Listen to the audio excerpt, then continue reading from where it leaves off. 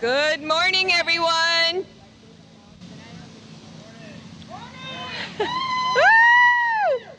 Hatsi, Hatsi. My name is Steph Silver. I'm Ñoño Pueblo in Salagui. And I was asked to do a land acknowledgement. I wanted to remind everyone and acknowledge that this is a shared space. This is the ancestral land of the Kumeyaay, the Liseño, the Cupeño, and the Cahuilla. And I'd like to ask that we're all here in a good way and we go forth to carry on the traditions, to represent those that do not have a voice, those that have passed, and those that are our future. Remember this land of which you walk. There was millions of people here at one time, and so much blood was shed. And we share this space and go forward in a good way. That we bring our efforts together and we be the voices of the ones that are not here. We be the voices of the ones that do not have a voice. And we carry forth this in our hearts and our minds, our souls. And I'd like to honor all of you, that you remember the people of this land. And we go forth in a positive way. Komomi kokari. Thank you very much, Steph, for that introduction. All right, hello everybody. Just a quick heads up, we will be filming today. We do encourage everybody to speak, but if you are uncomfortable being on camera, we will not be able to pause the recording, so sorry about that. But thank you all so much for coming out today. My name is Annika Olson, and I have had the wonderful opportunity of welcoming you all to the North County San Diego Women's March Reproductive Justice Roundtable. So I'm currently a student at Sacramento State, California, but I was born and raised here in San Diego, and I've lived here all of my life. I was born in 2003 in an America in which my right to choose what happens to my body was my own. And this has been the way since the Supreme Court decided Roe v. Wade in 1973. Since 1973, I had had a right as a woman and a human being to make my own choices about my reproductive health. So when the decision came through to overturn Roe v. Wade in June, I was shocked. I didn't know what to do. I had never experienced an America in which my right to choose would not be honored in the making of medical choices about me and my body. I didn't know what to do. I didn't know what I could do to keep this conversation alive or how I could help people that I care about. And in my uncertainty, I looked to my community for help and for guidance. And what I found was that, like in 1973 and countless more times throughout history, communities banded together to step up and say, you cannot and will not remove our rights without us standing up and fighting.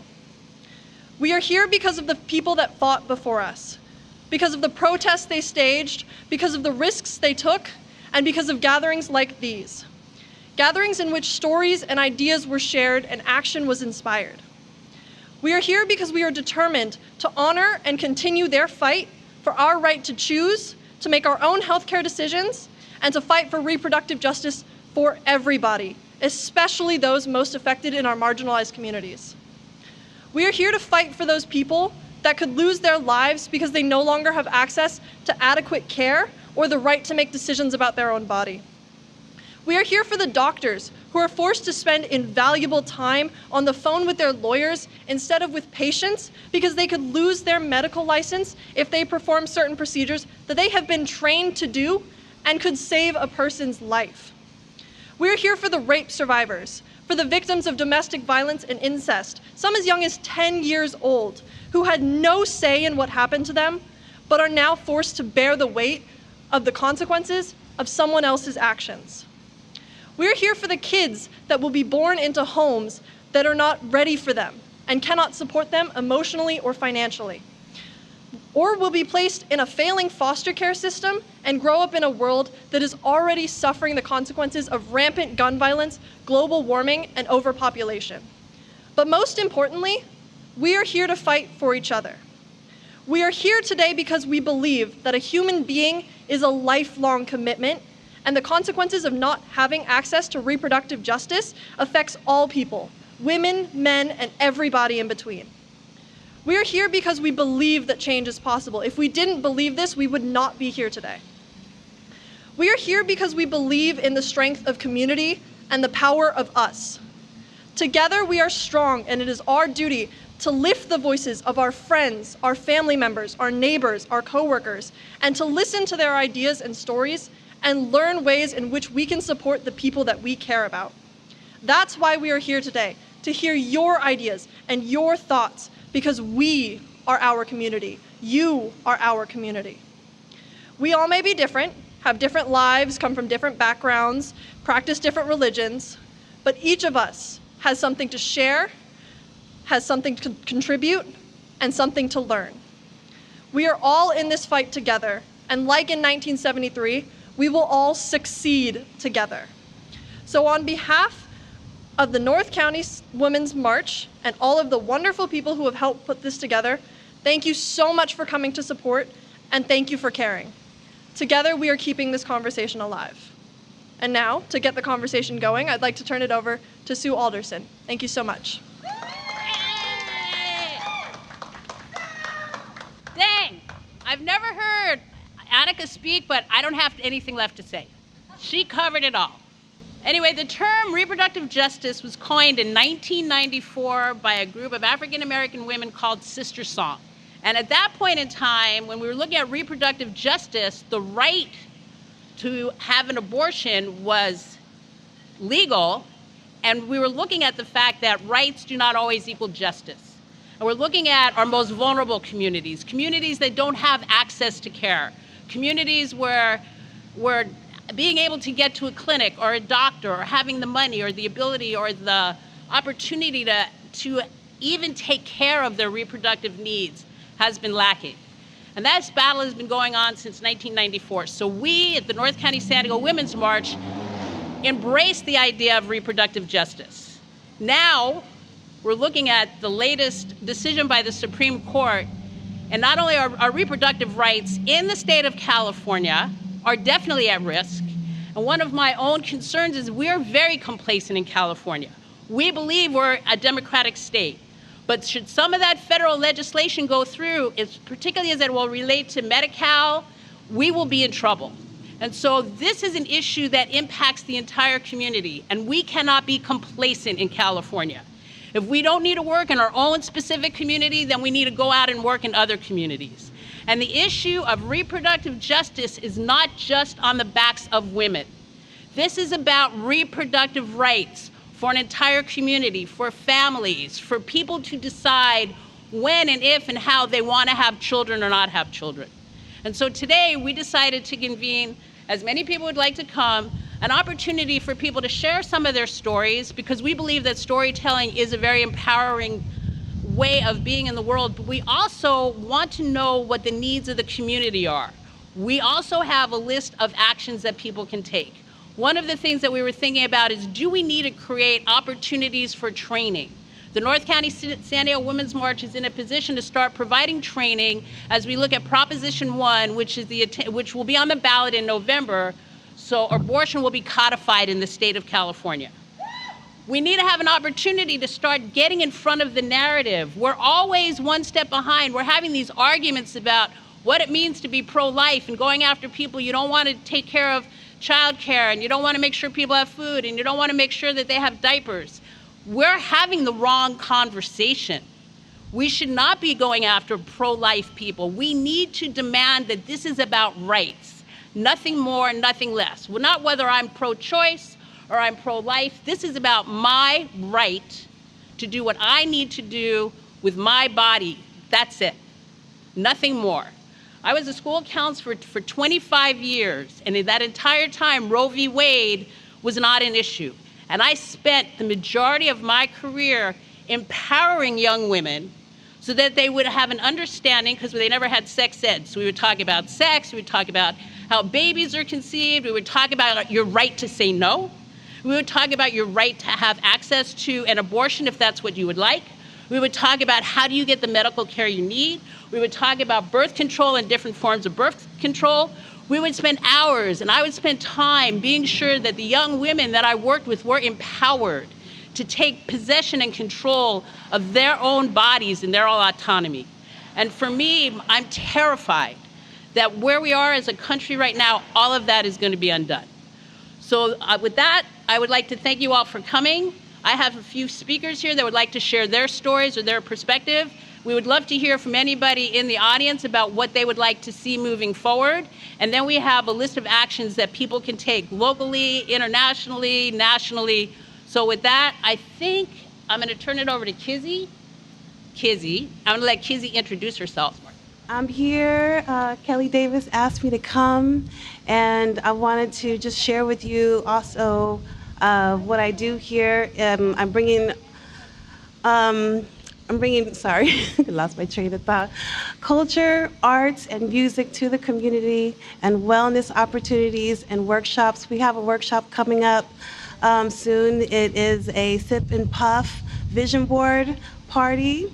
And it's so that we can all come together collectively and work on ourselves and our future and envision what we want, and also envision a new world where we won't be put in a position to have to choose to not have the choice for what we want to do with our own bodies. I can say honestly, I am 41 years old. I've had, just to be honest, 2 abortions, and had I known more education about my body and how to take care of it, and also just my own personal value, my worth, I may have made different decisions in my life and in my youth. And so I think it's really important that we come together and that we envision a better future for each other, and just to stand up as women, as a people, and make sure that we have a voice, because that's the only way we're going to be able to change. And I have a poem I wanted to share. It's called I See. This is from my sister Shoshana. She's suffering from ovarian cancer, and she's in chemo right now, and she wanted me to share this with you. It's one of her poems. It's called I See. I see. Oh, I can see me now. Sometimes I have to squint to catch a glimpse. Sometimes I have to shield my eyes from the glare, but still I stare at me, shining so damn bright, blazing hot and powerful like Venus. How could I have missed this? How could I have not seen me, so fabulous in my 50s? Now, yes, it took me that long to see, so beautiful in my simplicity. Maybe I have just been stingy, not wanting to share all that is me. I know better now. I am unlimited force of nature. I am a consistently renewing conduit of power, creativity. I am electricity. I am fire. I am the pressure that makes diamonds. I am richness beyond measure. I am a goddess. I am love divine. I am one with God and all that God is. And now I can see. Now I feel it. Now I know it. Now I see me. Thank you. I'm going to have to go a little bit out of order for a few reasons. So I'm going to ask Cipriano to be our next person to come on up. Good morning. Good morning.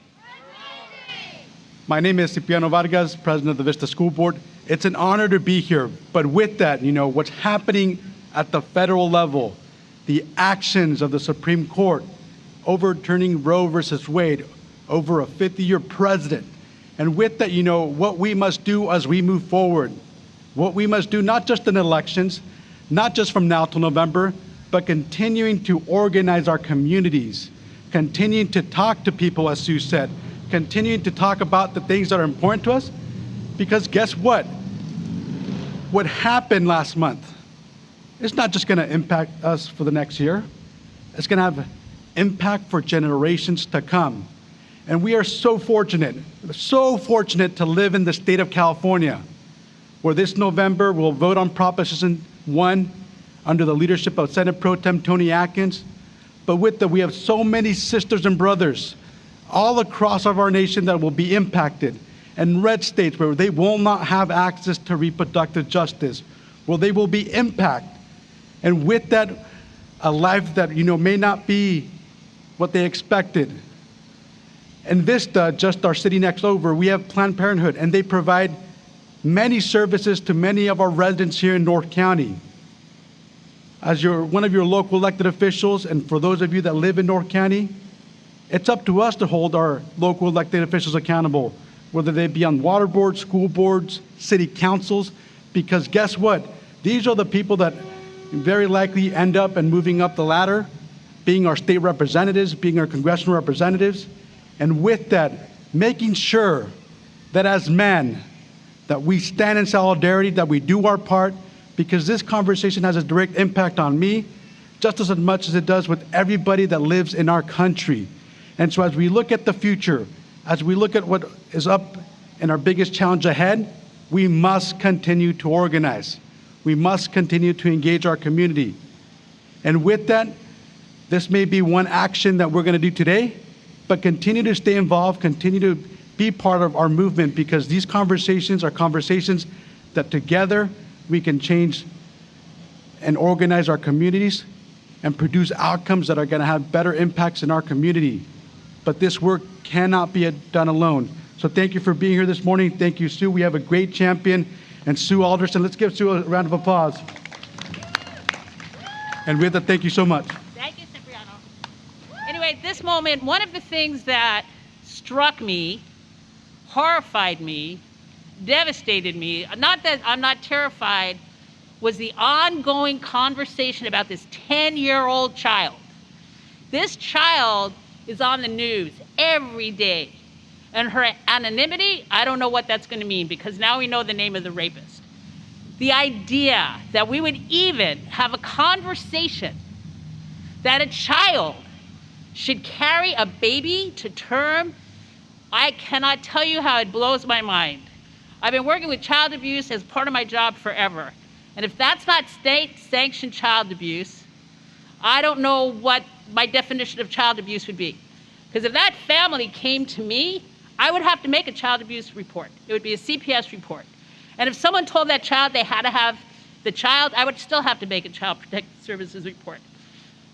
So that, anyway, I just get so, I hear things and I feel like my brains are going to blow out of my head. I'm just shocked. Anyway, with that, I'd like to turn it over to Donna. And Donna Rensick, Dr. Rensick, she specializes in child abuse. Yes, Sue said I specialize in child abuse, and I also specialize in human sexuality. My doctorate is in human sexuality. It's been 50 years since the Supreme Court handed down Roe v. Wade decision that gave women the constitutional right to seek abortion. The current Supreme Court has taken that from us. And what we now know today is that women's bodies have become political playground. Of concern to me today is the issue of child abuse. The Child Abuse and Reporting Act defines child abuse as a physical injury that is inflicted by others than accidental means on a child by another person.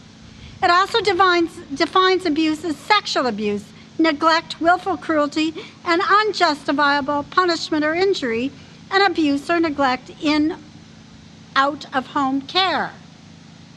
Sexual assault includes rape, statutory rape, rape in concert, sodomy, lewd or lascivious acts on a child, oral copulation, sexual penetration, and child molestation. Now, a 10-year-old Ohio female was raped and became pregnant. She traveled with family to Indiana, where she aborted the pregnancy with the help of a medical doctor trained to carry out the procedure. The Republican Supreme Court took away the right for this child to seek medical attention to abort the fetus. This entire event, from initial penetration to arriving in Indiana, is a trauma large enough to impact this child with post-traumatic stress disorder for the rest of her life. Think about a 10-year-old child you know, and imagine them carrying a baby to term in their abdomen and then forcing that child to birth that baby. A 10-year-old is not even old enough to babysit other children, let alone take on the role of mother to child. Usually 10 children still have babysitters and caretakers. It is indeed child abuse to force a 10-year-old to birth a baby. Republicans have tried to erase this child as a victim. Yet a 24-year-old male repeatedly raped this child. That is also child abuse. The compassionate female medical doctor that completed the medical procedure faced charges in Indiana as that state's attorney general, remember this name, Todd Rokita. Call him, harass him, do whatever you want. He's investigating, has filed charges against her, even though she's reported the event to state agencies in the required time. This female doctor was defamed and charged with criminal liability, and even though abortion is still perfectly legal in Indiana, the doctor was totally in compliance with the law, and her attorneys have presented cease and desist letters to Todd Rokita. What she did was the right thing by science and the right thing by the law. Dr. Caitlin Bernard is her name, and she made the right choice at the right time for the right reason. According to Wisconsin Dr. Kristen Lyerly, medical doctors from across the U.S. are standing in solidarity with Dr. Bernard, but they also have a cloud of fear hanging over them as providers. They risk felony charges. On a side note, in the year 2020, 52 Ohio children aged 15 or less sought abortions. And in 2021, in Indiana, 67 children, under 16, sought abortions. Now, the Pew Research says that 85% of American voters think that abortion should be legal in some or all circumstances. Specifically, 73% if women's health is at stake, 69% if rape or incest, 54% if the baby was likely to be born with severe disabilities or health issues, and 51% say generally legal, and 26% say illegal. So what we really need is for everybody to get involved in this. Think about the next time you look at a 10-year-old child and imagine that child having to give birth to a baby. It doesn't even seem physically possible. Thank you very much. Thank you, Donna. Sharing those stories just always takes so much courage. And not that I'm going to share my whole life story, but I was in a really bad place a few weeks ago, and the trauma of when I was homeless with my kids and thought I was pregnant. I was like stuck, right? And it just kind of, when I heard about the 10-year-old girl, I'm listening to Victoria, and I do trauma work, and I know people that work with trauma, that if we don't provide spaces for people to be able to share, at some time or other, that trigger is going to happen.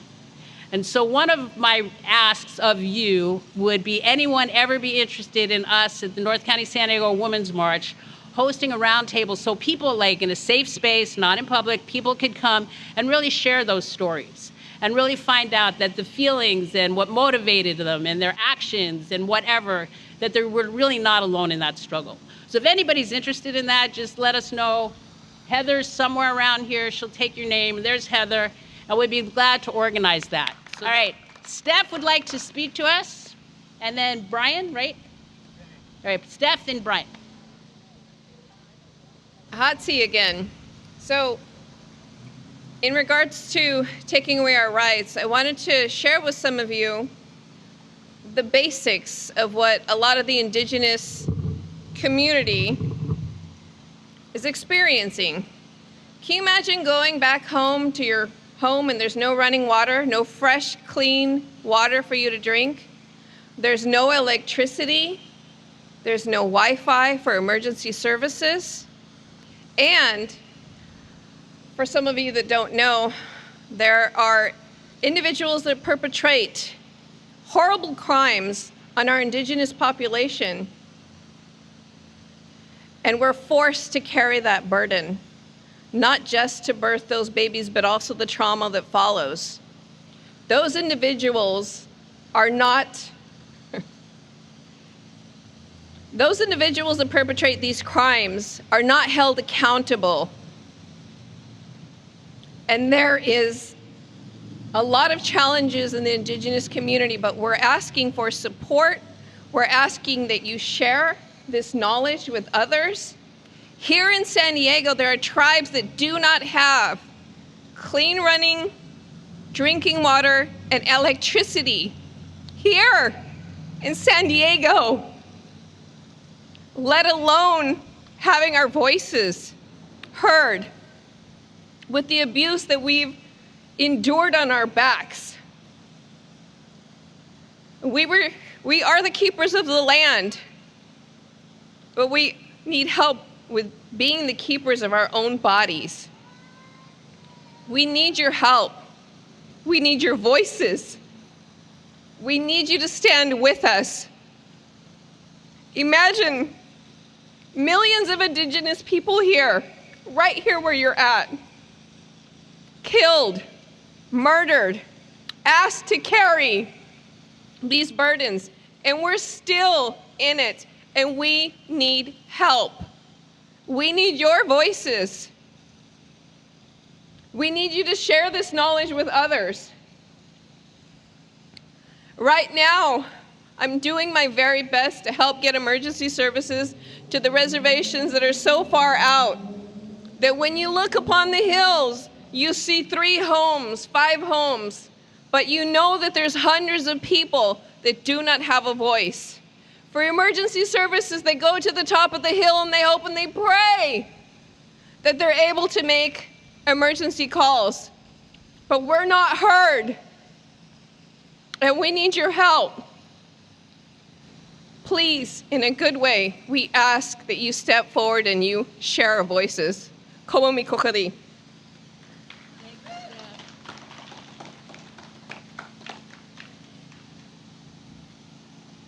And so when the North County San Diego Women's March started, we've always been committed to making sure that the voices of our community members are heard.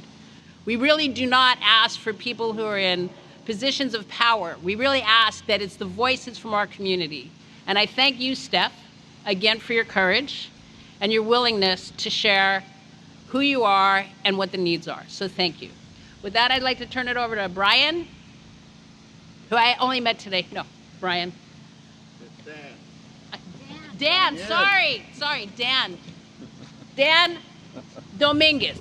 My name is Daniel Dominguez, and thank you for letting me speak today.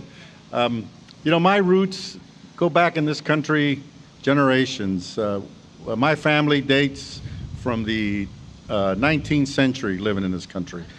And my grandmother was, well, all of them have been activists in one way or another. My grandmother was a suffragette.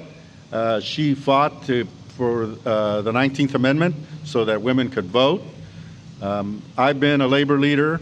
I have marched for equal rights, workers' rights, supporting farm workers, but I never thought that I would have to fight and march again to protect a woman's right to choose.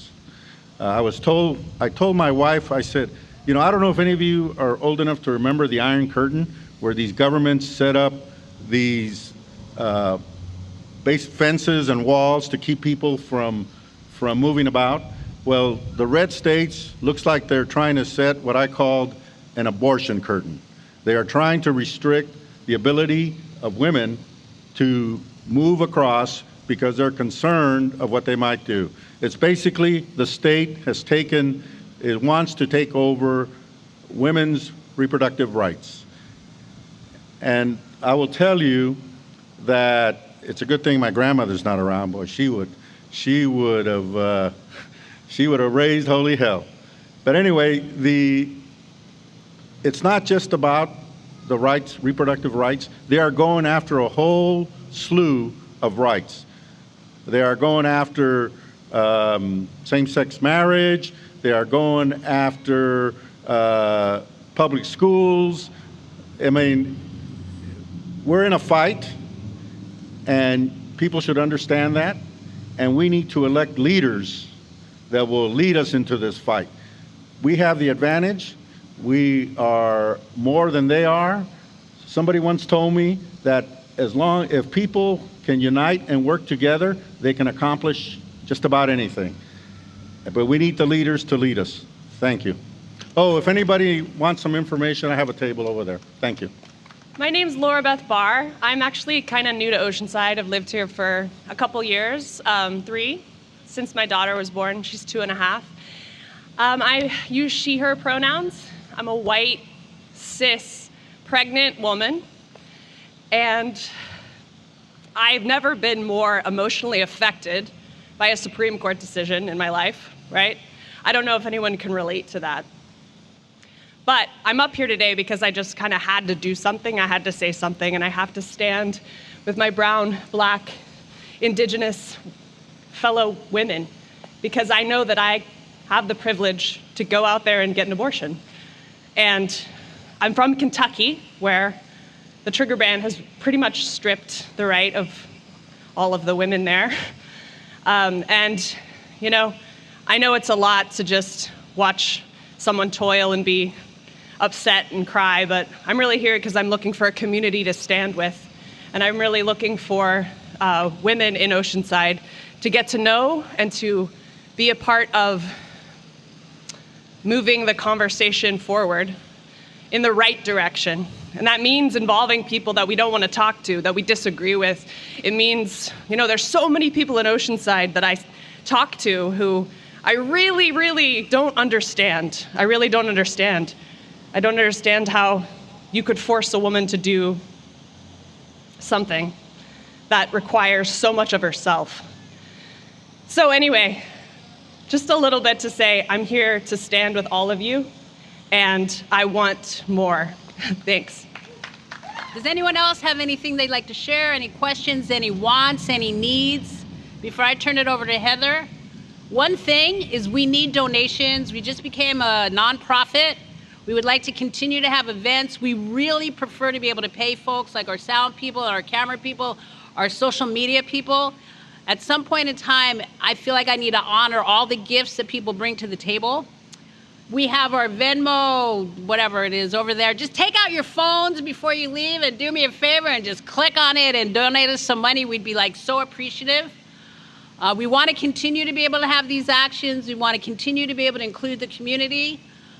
We want to continue to be sure that the voices that need to be heard are heard, that we get in front of our narratives, that we don't talk about marginalized communities, but vulnerable communities, because we have marginalized the communities.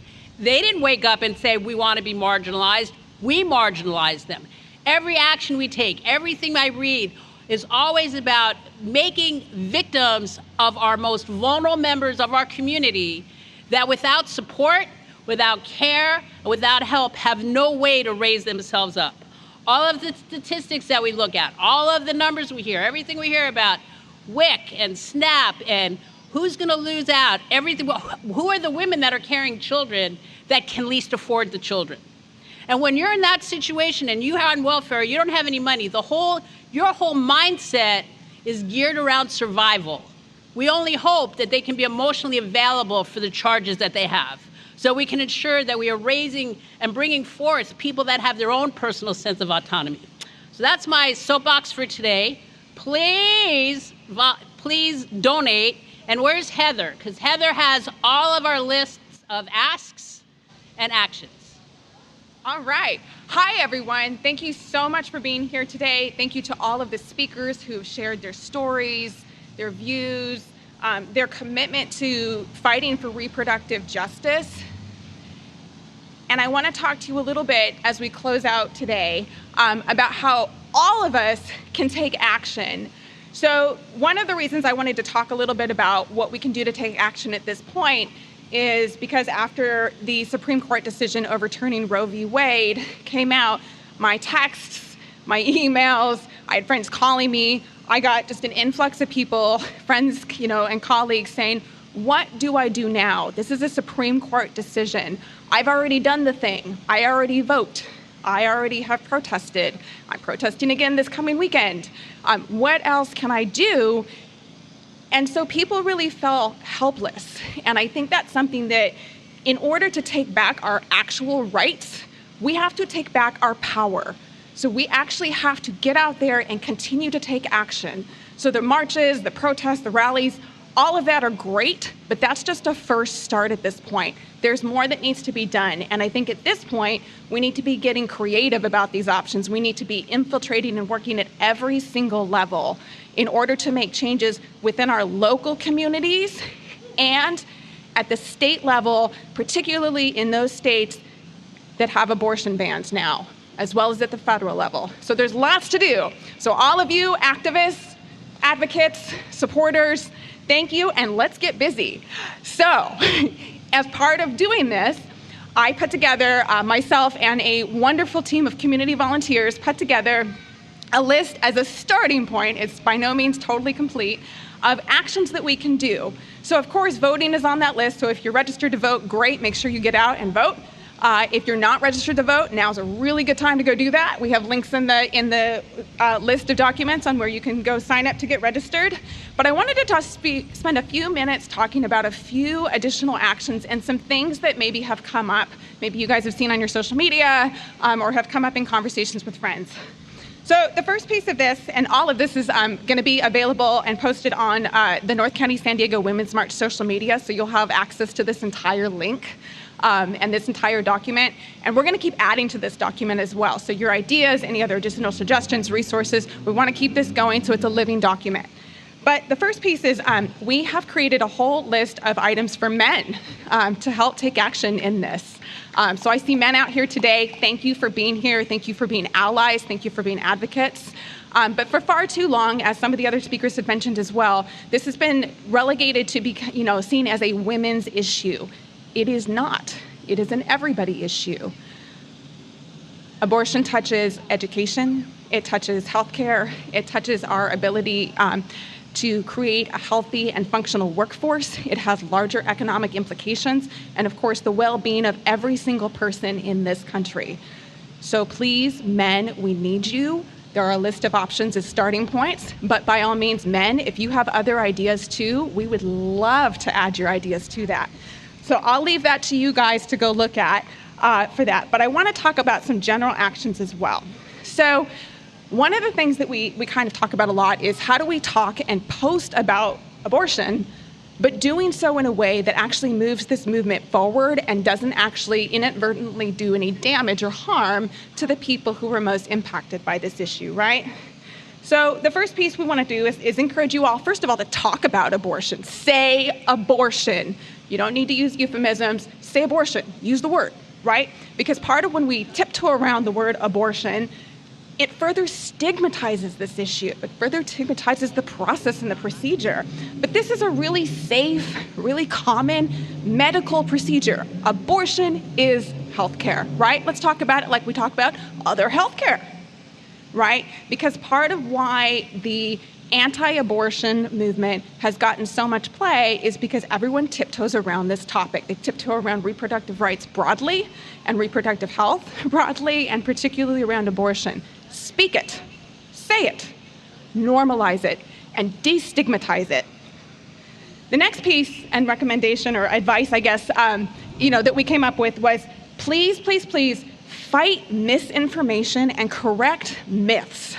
One of the things, again, when we talk about the anti-abortion rhetoric, on this issue, is that it's really aimed at stigmatizing people, particularly women, and is really driven by misinformation about what abortion is, what it's not, how it happens, who it happens to, and also a whole host of myths that have permeated through time, right?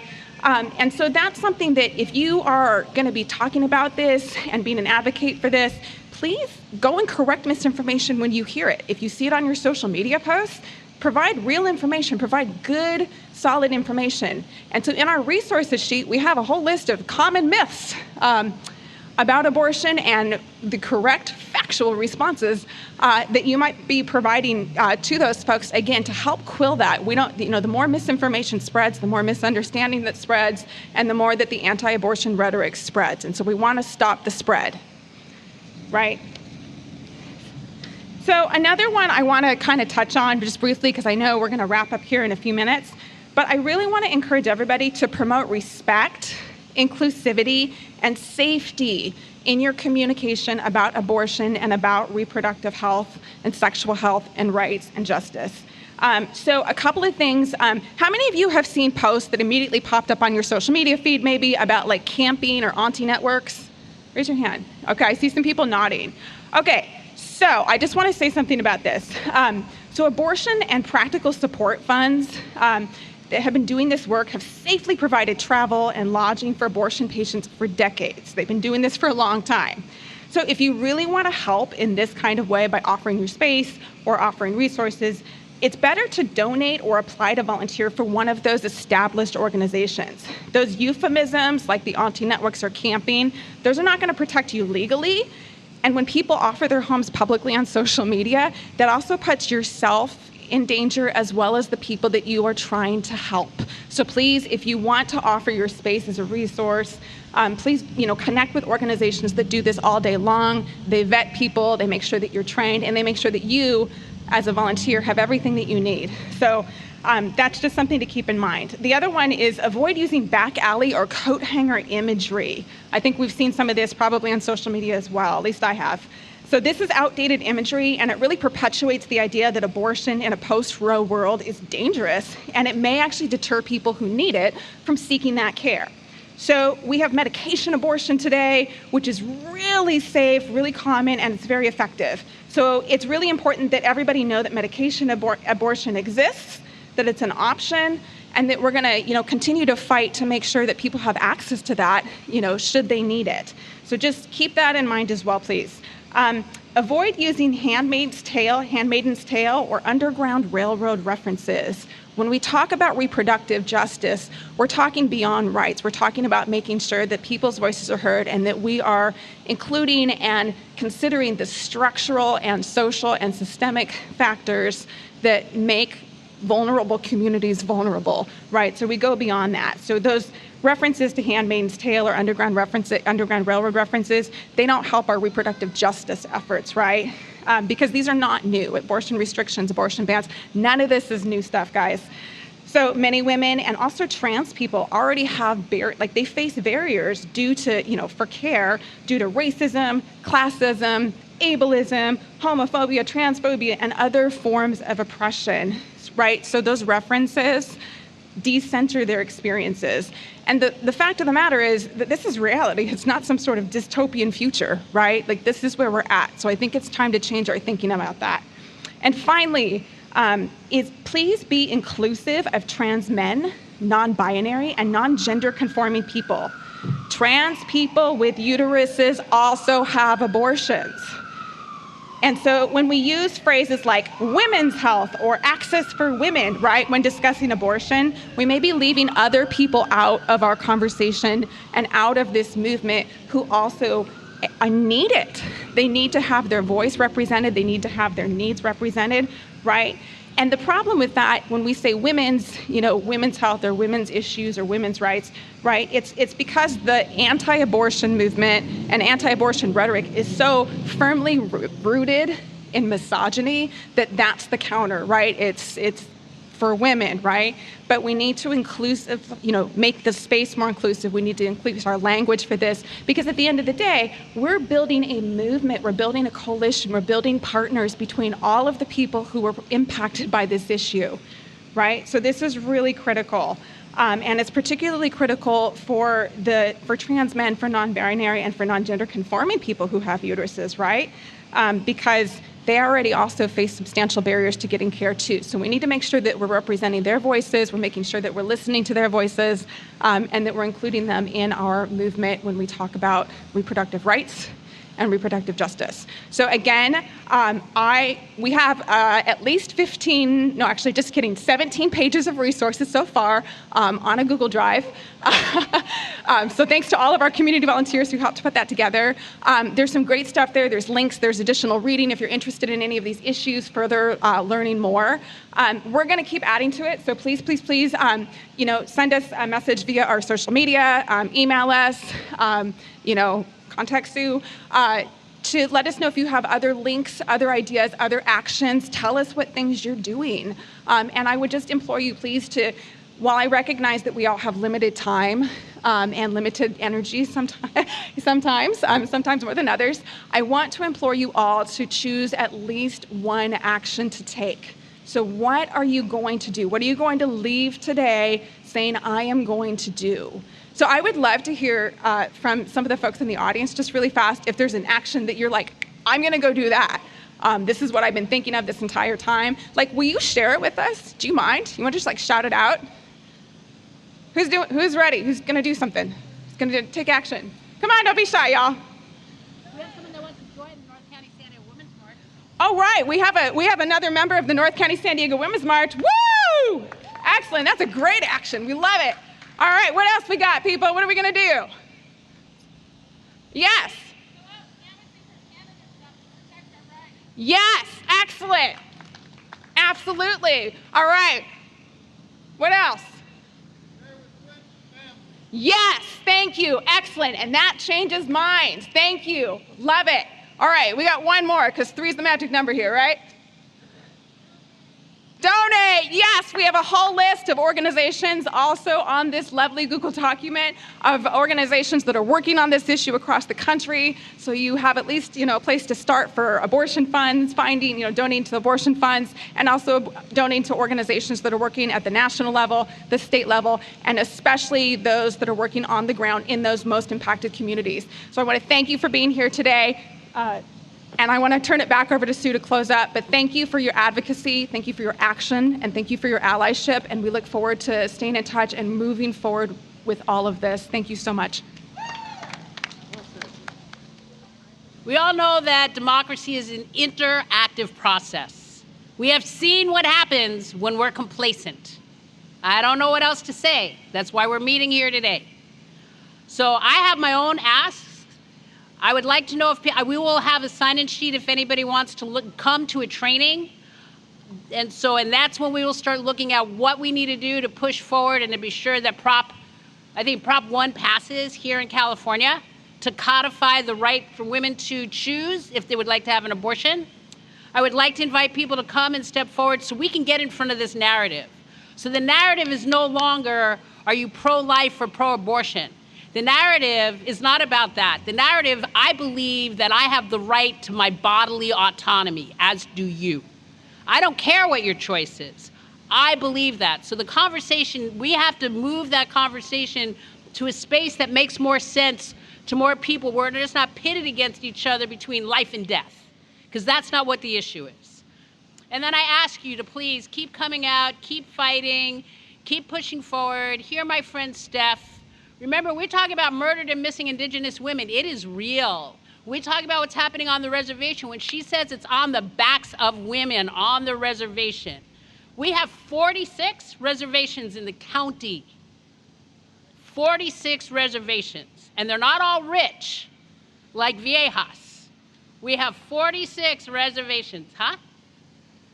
Oh, I don't have enough. There are more. Anyway, so please join us. Please donate. We have a sign-in sheet. Please sign up. We'll keep you noticed. And thank you very much for coming, and have a great rest of your way. And thank you, Annika. Yeah!